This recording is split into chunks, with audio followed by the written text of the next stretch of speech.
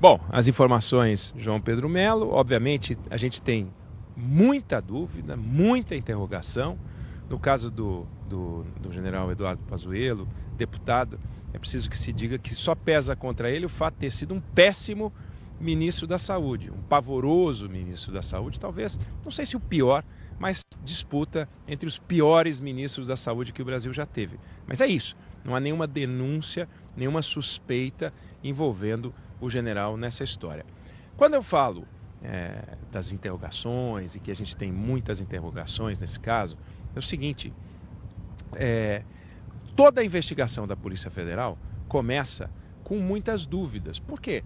Soltam a informação de que houve uma operação, divulgam-se os nomes dos alvos, a gente fica sabendo que teve busca e apreensão aqui, que teve ordem de prisão acolá, a gente ouve que, olha, houve uma tentativa, houve um complô, houve plano para dar um golpe, mas para a gente poder usar as palavras que a língua portuguesa criou para definir cada ação, plano de golpe, orquestração, complô, tudo isso a gente precisa entender qual é o conjunto de fatos que autoriza o emprego dessa definição. Então vamos lá. Se numa troca de mensagens, os generais falaram sobre o desejo que eles teriam de ter um outro presidente, o desejo de que eles teriam de que o presidente Lula fosse, sei lá, sofresse um atentado, é diferente deles combinarem um plano. É lamentável, é pavoroso, é horrível imaginar que 2 pessoas, ou 3 ou 4 pessoas, conversem sobre o desejo de morte de alguém.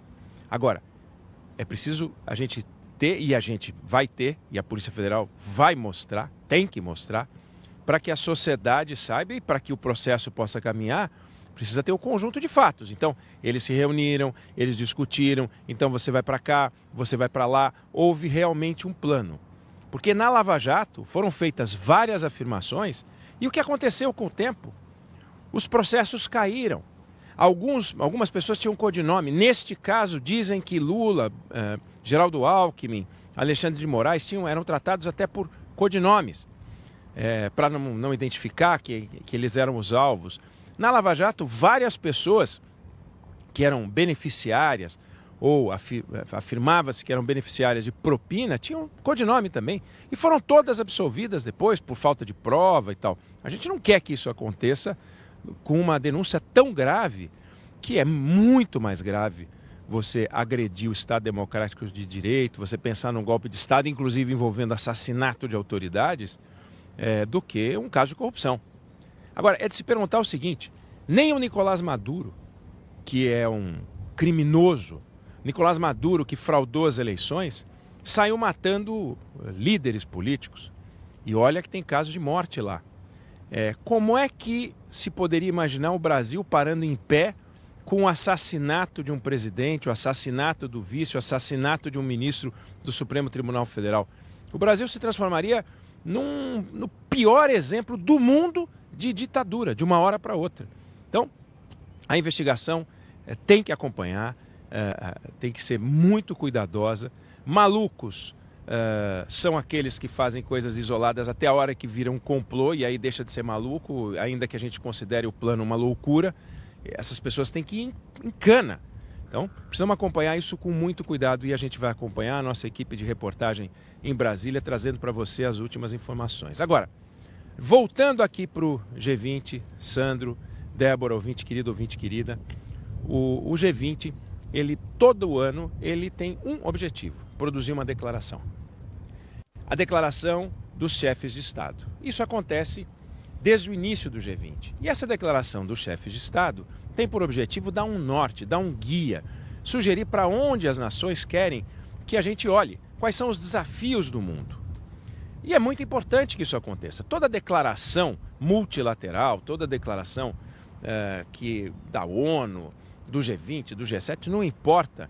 Ela é um conjunto de compromissos, no fundo um conjunto de promessas que podem acontecer ou podem não acontecer.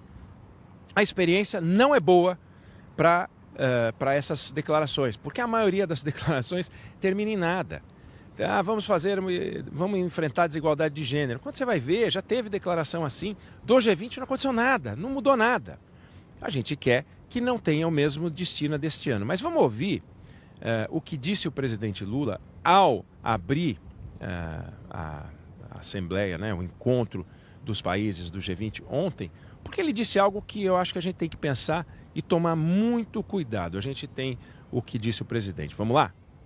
Estive na primeira reunião de líderes do G20 convocada em Washington no contexto da crise financeira de 2008. 16 anos depois, constato com tristeza que o mundo está pior. Temos o maior número de conflitos armados desde a Segunda Guerra Mundial e a maior quantidade de deslocamentos forçados já registrada. Os fenômenos climáticos extremos mostram seus efeitos devastadores em todos os cantos do planeta. A desigualdade sociais, raciais e de gênero se aprofundam na esteira de uma pandemia que ceifou mais de 15 milhões de vidas. Então, o presidente, ele fez uma série de afirmações, mas a afirmação mais importante que ele fez, e eu acho que a gente tem que refletir sobre ela, ele esteve num encontro do G20 em 2008 e o mundo, de lá para cá, nesses últimos 16 anos, está pior. E o mundo está pior. Ele começou a falar sobre o assunto.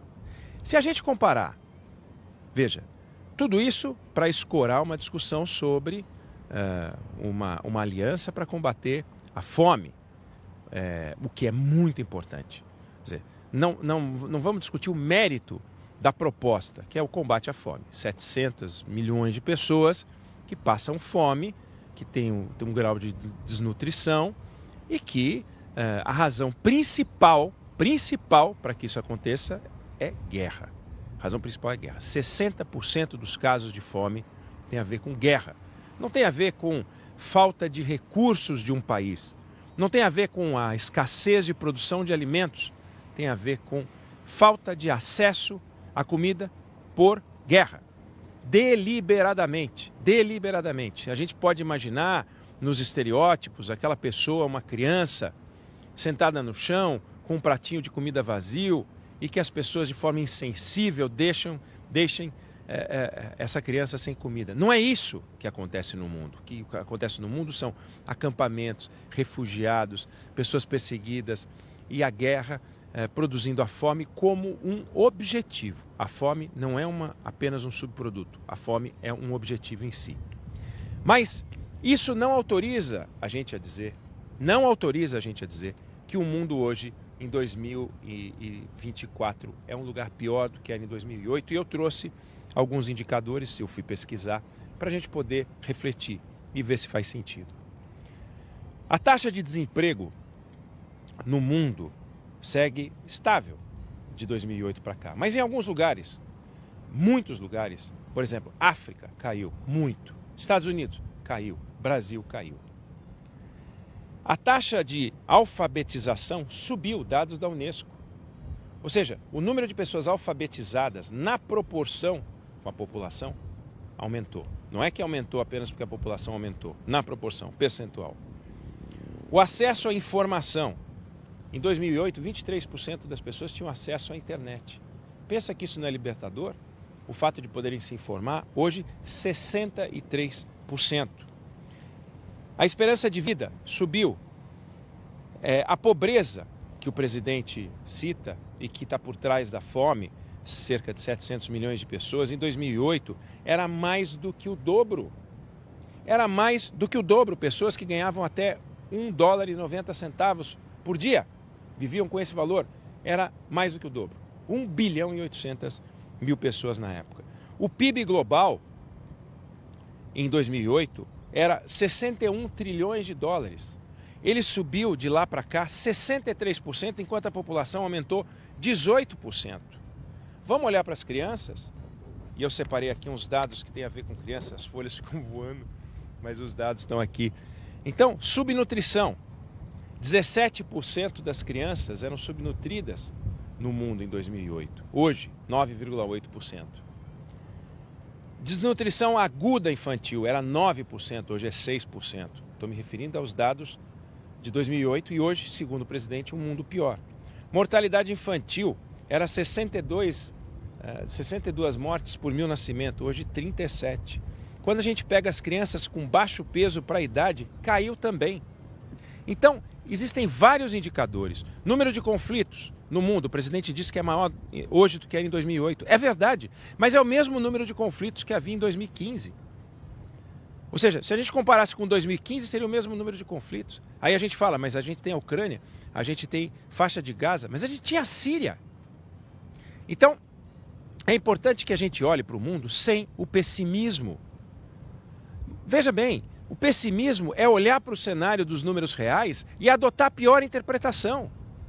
Também o otimismo do tipo, a vida é bela, não há nada que a gente precise consertar, também é uma bobagem. Mas a gente tem que trabalhar com um grau de realidade firme. Não invalida a proposta do presidente, não invalida a decisão do G20 de olhar para a fome como um problema. 700 milhões de pessoas, é claro que é um problema. Mas aí a gente olha e faz a condenação daquilo que até hoje resolveu uma parte desse problema, que é a economia de mercado, que é o capitalismo. Porque essa visão e essa afirmação de que nós estamos piores é para dizer, como tem mais capitalismo no mundo, temos um grande problema, é um acréscimo do problema. Visão de esquerda, errada. Pode ser de esquerda certa, mas essa visão está errada. O mundo é hoje um lugar melhor do que era antes. Existem problemas horrorosos que a gente não tinha e existem soluções extraordinárias que a gente também não tinha. A produção de alimentos, conquistas incríveis, entre outras coisas, graças ao Brasil, graças à Embrapa, graças ao campo brasileiro.